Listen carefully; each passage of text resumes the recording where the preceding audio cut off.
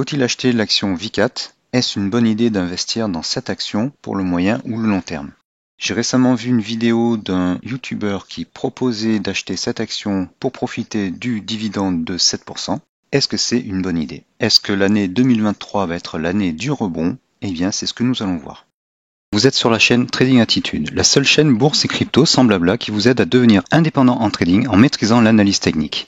Si vous êtes nouveau ici, abonnez-vous pour ne rien rater. Alors tout d'abord, Vicat fabrique des matériaux non énergétiques pour la construction. Elle offre un beau dividende de 7%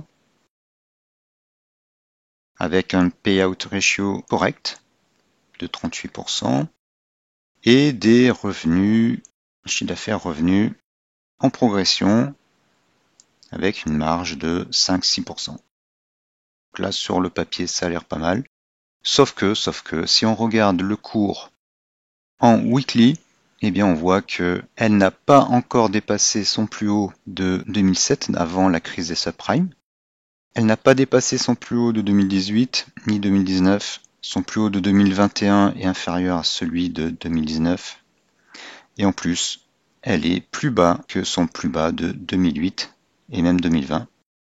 Donc pour moi, cette action, je parle pas de la société, je parle de l'action, eh bien elle est malade. Ouh là là, faut pas y toucher, c'est pas bon.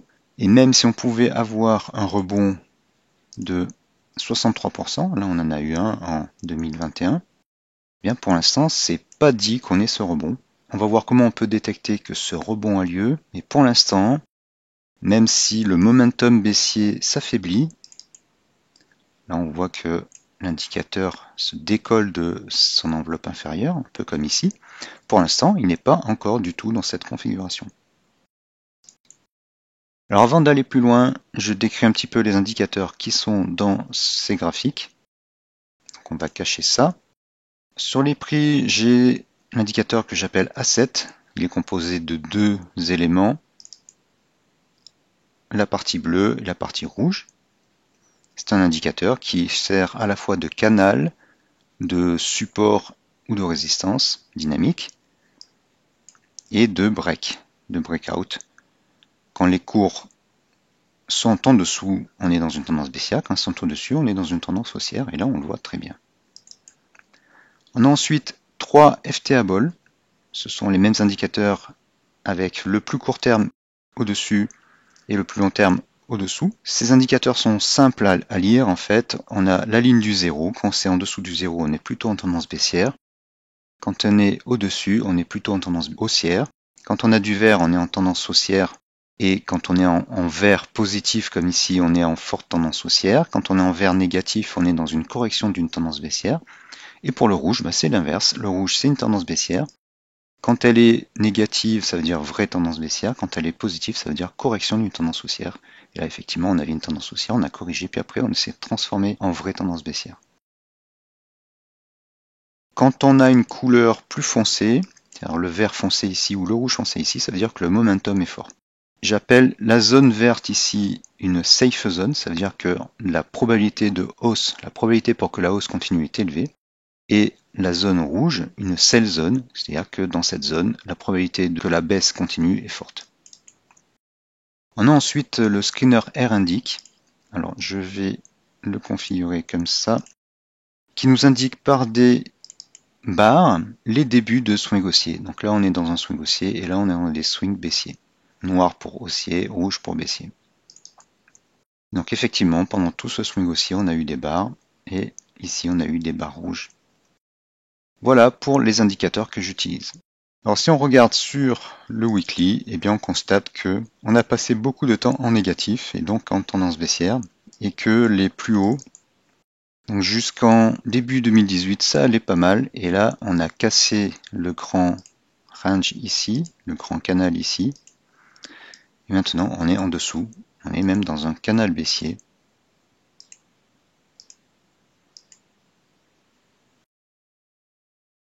Ce plus bas est plus bas que celui-ci. Et c'est pas très bon signe en fait. Donc il se pourrait qu'il y ait un rebond, effectivement, comme cela. Mais est-ce que ça vaut le coup d'investir sur le long terme? Alors regardons un peu les chiffres. On a un dividende de 7%, donc chaque année vous pouvez gagner 7%, mais vous pouvez aussi perdre facilement. Par exemple, prenons cette baisse, 42%. Est-ce que c'est rentable? Eh bien, je dirais que non. Il y a beaucoup d'actions qui sont plus intéressantes. Et si vous voulez jouer le rebond, eh bien, attendez qu'il y ait un rebond. Alors, comment on va détecter qu'il y a un rebond? Tout d'abord, les cours vont casser les courbes supérieures de l'asset, un peu comme ici. Voilà, c'est un faux signal. Ici, ils ont cassé, ils ont commencé à surfer au-dessus des courbes de l'asset. Donc ça sera un signe. On aura aussi les FTA Ball qui vont passer positif. Le premier est très court terme, le second passera positif. Alors, les cours font mine de remonter là, mais pour l'instant, ils n'ont pas cassé l'asset à la hausse. Donc, il faut faire attention. Il faudra aussi que le troisième FTA Ball passe en safe zone, comme ici. En fait, qu'on ait une situation comme celle-ci. Et qu'elle soit durable, parce que ce rebond-là n'a pas duré longtemps. On a rebondi certes de 34%, mais ça s'est arrêté, donc pour du long terme, c'est pas génial. Néanmoins, vous pouvez jouer ce rebond, mais il faudra qu'il y ait un signal certain de début de rebond. Et pour l'instant, c'est pas le cas. Donc ça, c'est sur du weekly. En daily, eh bien, c'est la même chose, bien sûr. Les indicateurs fonctionnent de la même façon. Et pour du daily, il faudra que notre troisième FTA Ball, vous voyez que dans la partie tendance haussière, il était passé positif. Eh bien,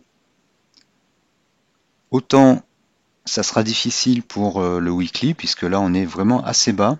Donc ça veut dire une force baissière assez importante sur le moyen terme.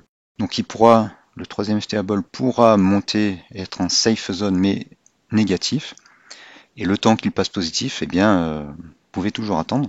Donc le rebond se fera sur un FTA Ball weekly négatif, mais en safe zone. Par contre, en daily, il pourra facilement passer positif. Donc si vous voyez ce troisième FTA Ball passer positif, c'est que le rebond est en cours. Pour l'instant, ça frémit un petit peu, mais on est quand même en forte tendance baissière. Donc je ne conseille pas pour l'instant cette valeur pour le long terme. J'ajoute à cela en fait que on est sur des matériaux non énergétiques, ok, donc il y a d'autres actions comme Rio Tinto, DMLP, Dorchester Minerals qui sont un peu sur le même créneau et qui montent, qui progressent. Alors, Rio Tinto a plutôt baissé, mais son dividende est plus important que celui de Vicat, mais il n'a pas autant baissé en fait. Si on regarde Rio Tinto, voilà, globalement, son plus bas de 2022 est plus haut que celui de 2020, qui lui-même est plus haut que celui de 2015.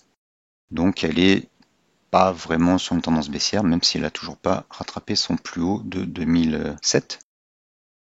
Et son dividende est de 9%.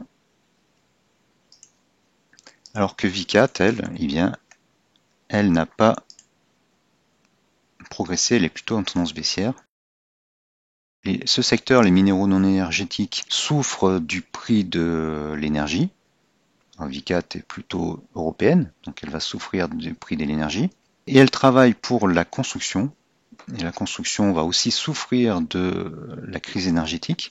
Mais en plus, les populations dans les pays occidentaux vont baisser en nombre, puisque les populations vieillissent et il y a de moins en moins de baby boomers. Donc on va avoir d'ici quelques années pléthore de logements et forcément on ne va pas construire. Donc je ne sais pas si d'un point de vue fondamental, c'est une bonne idée d'investir pour le long terme.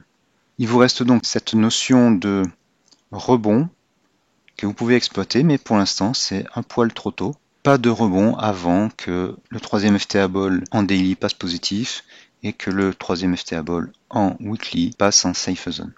Idem pour le deuxième FTA Ball. Voilà, j'espère que ça vous sera utile. Ne suivez pas aveuglément les conseils des youtubeurs. Analysez vous-même les graphiques.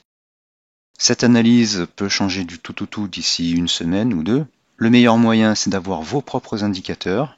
Et si vous voulez gagner énormément de temps et avoir de très bons indicateurs, je vous conseille de vous inscrire à ma formation Gabi, gagner en bourse inévitablement, pour disposer de ces indicateurs, mais aussi des screeners pour trouver les actions sur lesquelles investir. Merci d'avoir regardé cette vidéo et à bientôt.